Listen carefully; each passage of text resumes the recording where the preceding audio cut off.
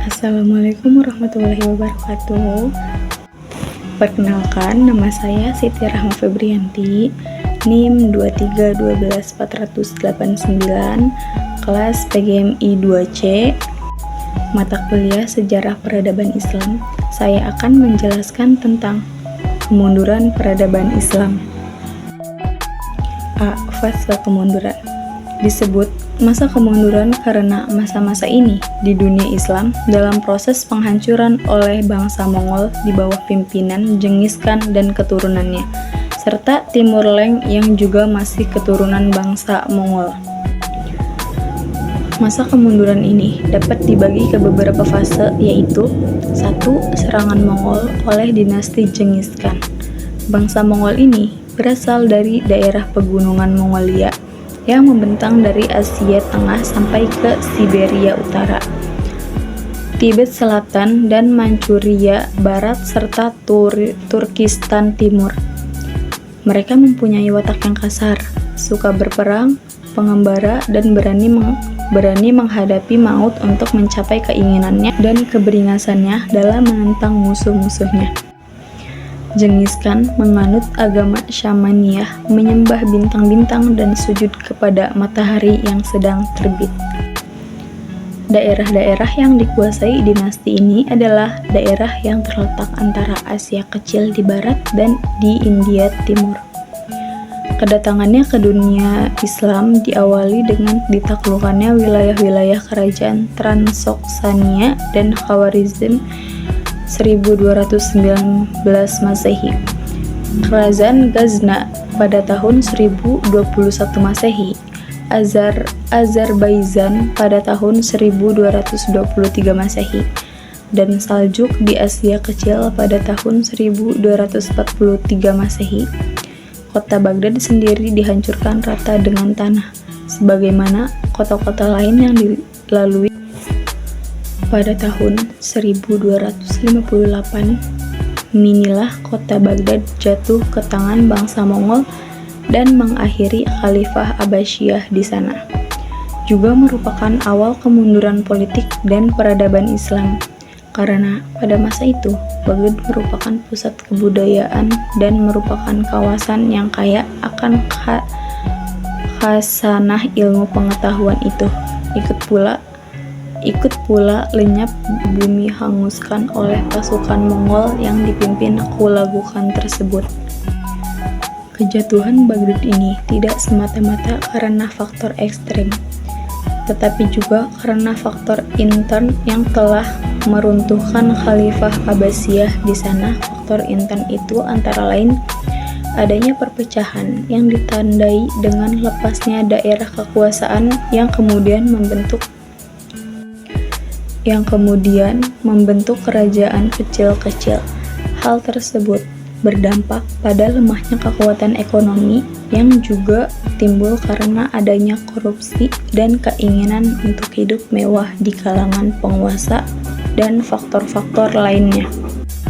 Dari Baghdad, pasukan Mongolia menyeberangi sungai Eufrat menuju Syria, kemudian melintasi Sinai pada tahun 1260 Masehi. Mereka berhasil menduduki Nablus dan Gaza, begitu pula daerah-daerah lain yang dilaluinya dapat ditaklukkan kecuali Mesir.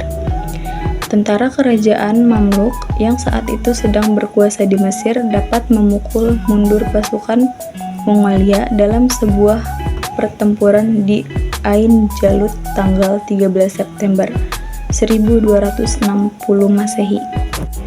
Demikianlah kondisi dunia Arab, terutama Baghdad dan sebagian besar daerah-daerah kerajaan Islam lainnya dikuasai oleh bangsa Mongolia selama kurang lebih 85 tahun di bawah perintah dinasti Ilkhan, yang tentunya kehadiran mereka lebih banyak membawa kehancuran dan kemunduran dunia Islam. Mahmud Ghazan diganti oleh Muhammad Khudabanda Waljaitu 1304 sampai 1317 Masehi, seorang penganut Syiah yang ekstrim. Ia mendirikan kota Raja Sultaniyah dekat Zanjan pada masa pemerintahan Abu Sa'id 1317 sampai 1335 Masehi.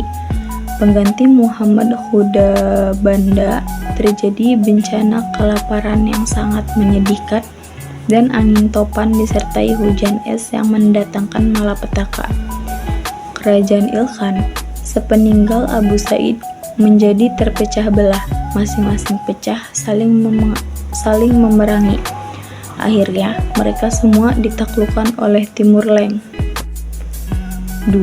Serangan dinasti Timur Leng.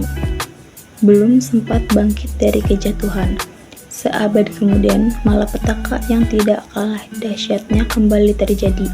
Penyerangan kali ini yang dipimpin oleh Timur Leng atau Timur Si Pincang ke dunia Islam tidak kurang membawa kehancuran.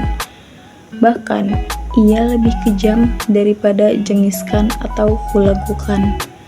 Berbeda dengan Genghis Khan atau Hulagu Khan yang masih menganut kepercayaan Syamaniyah, Timur Leng ini sudah menganut agama Islam. Pada tanggal 10 April 1370 Masehi, Timur Leng memproklamirkan diri sebagai penguasa tunggal di Transosiana. Ia berencana untuk menaklukkan daerah-daerah yang penuh dikuasai oleh Genghis Khan. Ia berkata, sebagaimana hanya ada satu Tuhan di alam ini, maka di bumi seharusnya hanya ada seorang saja. Pada tahun 1381 Masehi, ia menaklukkan Khurasan, terus ke Afghanistan, Persia, Fars, dan Kurdistan. Di setiap negeri yang ditaklukkannya, ia mengadakan pembantaian besar-besaran terhadap siapa saja yang menghalangi rencananya. Misalnya, di Afghanistan, ia membangun menara yang disusun dari 2.000 mayat yang dibalut dengan batu dan tanah liat. Di Iran, ia membangun menara dari 70.000 kepala manusia yang sudah dipisahkan dari badannya.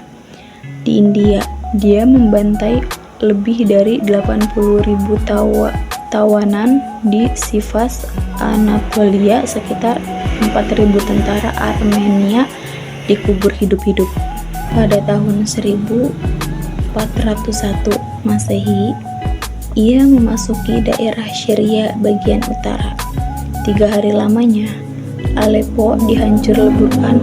Kepala dari 20.000 penduduk dibuat piramid setinggi 10 hasta dan kelilingnya 20 hasta dengan wajah mayat menghadap keluar. Banyak bangunan seperti sekolah dan masjid yang berasal dari zaman Nuruddin Zangki dari Ayyubi dihancurkan, demikian pula Damaskus dikuasainya, sehingga Masjid Umayyah yang bersejarah mengalami kerusakan berat. Setelah itu, serangan diteruskan ke Baghdad dan membantai 20.000 penduduknya. Dari mayat-mayat tersebut, ia membuat 120 menara sebagai tanda kemenangan. Timur Leng berambisi juga membentuk menguasai kerajaan Utsmani di Turki. Karena kerajaan ini banyak menguasai daerah-daerah bekas Imperium Genghis Khan dan Hulagu Khan. Pada tahun 1402 Masehi, terjadi pertempuran yang sangat hebat di Ankara. Tentara Utsmani mengalami kekalahan. Sultan Utsmani, Bayazid, sendiri tertawan dan mati dalam tawanan. Setelah itu, Timur Leng kembali ke Samarkand. Ia berencana mengadakan invasi ke Cina. Namun, di tengah perjalanan, ia menderita sakit yang membawa kepada kematiannya pada usia 71 tahun. Tepatnya tahun 1404 Masehi, dan mayatnya dibawa ke Samarkand. Sekalipun Timur Leng ini terkenal sangat ganas dan kejam, tetapi Timur Leng adalah sosok yang bisa dibilang soleh. Ia sempat memperhatikan pengembangan Islam. Konon ia penganut Syiah yang taat dan menyukai tarekat Naqsyabandiyah. Dalam setiap perjalanannya, ia selalu mengikut sertakan para ulama, sertawan, dan seniman. Ia sangat menghormati para ulama, walaupun terkadang ia memaksakan suatu fatwa kepada ulama agar memperbolehkan apa yang dilakukannya. 3. Dinasti Mamluk di Mesir. Satu-satunya penguasa Islam yang dapat memukul mundur tentara Mongolia Hulagukan ialah tentara Mamluk yang saat itu sedang berkuasa di Mesir di bawah pimpinan Sultan Baybars 1260 sampai 1277 sebagai sultan yang terbesar dan termasyhur serta dipandang sebagai pembangun hakiki dinasti Mamluk di Mesir. Dinasti Mamluk berkuasa sejak tahun 1250 Masehi, menggantikan dinasti Al-Ayyubi dan berakhir tahun 1517 Masehi. Karena dapat menghalau tentara Hulagukan, Mesir terhindar dari penghancuran, sebagaimana dialami di dunia Islam lain yang ditaklukkan oleh Hulagu. Dinasti Mamluk ini mengalami kemajuan di berbagai bidang. Kemenangannya terhadap tentara Mongolia menjadi modal dasar untuk menguasai daerah-daerah sekitarnya. Banyak penguasa-penguasa kecil menyatakan setia kepada dinasti ini. Dinasti ini juga dapat melumpuhkan tentara salib di sepanjang Laut Tengah. Di bidang politik atau pemerintahan, pemerintahan dinasti ini bersifat oligarki militer, kecuali dalam waktu yang singkat ketika Kalaun 1280 sampai 1290 Masehi menerapkan pergantian sultan secara turun-temurun. Anak Kalaun berkuasa hanya 4 tahun karena kekuasaannya direbut oleh Pikit Buga 1295 sampai 1297 Masehi. Sistem pemerintahan oligarki ini banyak mendatangkan kemajuan di Mesir. Kedudukan amir menjadi sangat penting. Para amir berkompetisi dalam prestasi karena mereka merupakan kandidat sultan dalam bidang ekonomi.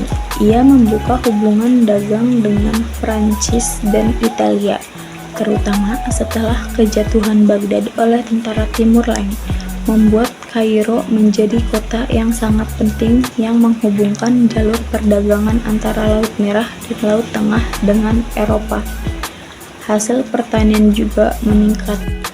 Di bidang ilmu pengetahuan, Mesir menjadi tempat pelarian ilmuwan-ilmuwan asal Baghdad dari serangan tentara Mongolia. Karena itu, ilmu-ilmu banyak berkembang di Mesir seperti sejarah, kedokteran, astronomi, matematika, dan ilmu agama. 1. Menguasai banyak ilmu keagamaan. Ibnu Hajar al-Asqalani dalam ilmu hadis dan lain-lain. 2. Dalam ilmu sejarah, tercatat nama-nama besar seperti Ibnu Khalikan, Ibnu Taghribardi, dan Ibnu Khaldun. 3. Di bidang astronomi dikenal nama Nasir al-Din al-Tusi. Di bidang matematika, Abu al-Faraj al-Ibri. 4. Dalam bidang kedokteran, Abu Hasan Ali al-Nafis, penemu susunan dan peredaran darah dalam paru-paru manusia.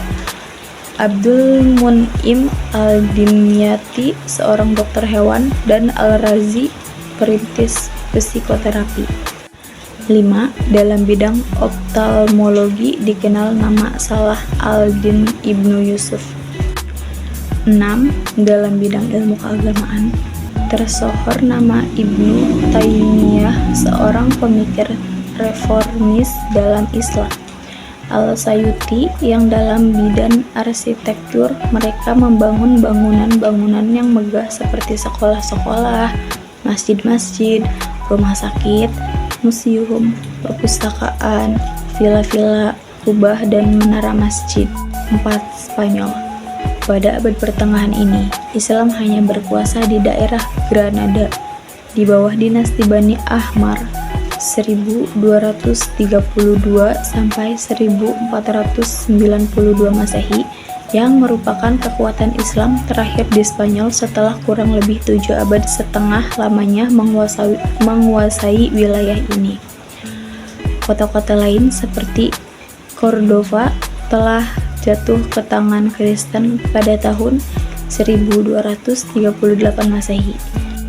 Sevilla lepas pada tahun 1248 dan akhirnya Granada jatuh ke tangan Kristen pada tahun 1492 Masehi. Hal ini disebabkan karena terjadinya perpecahan antara umat Islam, terutama orang-orang istana, dalam memperebutkan kekuasaan. Di lain pihak, umat Kristen berhasil mempersatukan diri. Abu Abdullah sebagai khalifah terakhir tidak mampu lagi membendung serangan-serangan Kristen yang dipimpin oleh Ferdinand dan Isabella, dan akhirnya ia menyerahkan diri dan ia sendiri hijrah ke Afrika Utara. Dengan demikian, berakhirlah kekuasaan Islam di Spanyol. Umat Islam setelah itu dihadapkan kepada dua pilihan, masuk Kristen atau pergi meninggalkan Spanyol. Pada tahun 1609 Masehi, boleh dikatakan tidak ada lagi umat Islam di daerah ini. B. Penyebab kemunduran dan kehancuran. Beberapa penyebab kemunduran dan kehancuran umat Islam di Spanyol, diantaranya konflik Islam dengan Kristen, tidak adanya ideologi pemersatu, kesulitan ekonomi, tidak jelasnya sistem peralihan kekuasaan, dan keterpencilan. 1. Konflik Islam dengan Kristen. Para penguasa Muslim tidak melakukan Islamisasi secara sempurna. Mereka sudah merasa puas dengan hanya menagih upeti dari kerajaan-kerajaan Kristen, taklukannya, dan membiarkan mereka mempertahankan hukum dan adat mereka, termasuk posisi hierarki tradisional asal tidak ada perlawanan bersenjata. Namun demikian, kehadiran Arab Islam telah memperkuat rasa kebangsaan orang-orang Spanyol Kristen. Hal itu menyebabkan kehidupan negara Islam di Spanyol tidak pernah berhenti dari pertentangan antara Islam dan Kristen. Pada abad ke-11 Masehi, umat Kristen memperoleh kemajuan pesat, sementara umat Islam sedang mengalami kemunduran. 2. Tidak adanya ideologi pemersatu. Kalau di tempat-tempat lain, para mualaf diperlakukan sebagai orang Islam yang sederajat. Di Spanyol, sebagaimana politik yang dijalankan Bani Umayyah di Damaskus, orang-orang Arab tidak pernah menerima orang-orang pribumi. Setidak-tidaknya sampai abad ke-10 Masehi, mereka masih memberi istilah ibad dan mualadun kepada para mualaf itu, suatu ungkapan yang dinilai merendahkan. Akibatnya, kelompok-kelompok etnis non-Arab yang ada sering menggerogoti dan merusak perdamaian. Hal itu mendatangkan dampak besar terhadap sejarah sosio-ekonomi negeri tersebut. Hal ini menunjukkan tidak adanya ideologi yang dapat memberi makna persatuan, di samping kurangnya figur yang dapat menjadi personifikasi ideologi itu. 3. Kesulitan ekonomi. Di paruh kedua masa Islam di Spanyol, para penguasa membangun kota dan mengembangkan ilmu pengetahuan dengan sangat serius, sehingga lalai membina perekonomian. Akibatnya, timbul kesulitan ekonomi yang amat memberatkan dan mempengaruhi kondisi politik dan militer. 4. Tidak jelasnya sistem peralihan kekuasaan. Hal ini menyebabkan perebutan kekuasaan di antara ahli waris. Sedangkan karena inilah kekuasaan Bani Umayyah runtuh dan Muluk al-Tawaif muncul. Granada, yang merupakan pusat kekuasaan Islam terakhir di Spanyol, jatuh ke tangan Ferdinand dan Isabella. Di antaranya juga disebabkan permasalahan ini. 5. Keterpencilan. Spanyol Islam bagaikan terpencil dari dunia Islam yang lain. Ia selalu berjuang sendirian tanpa mendapatkan bantuan kecuali dari Afrika Utara. Dengan demikian, tidak ada kekuatan alternatif yang mampu membendung kebangkitan Kristen di sana.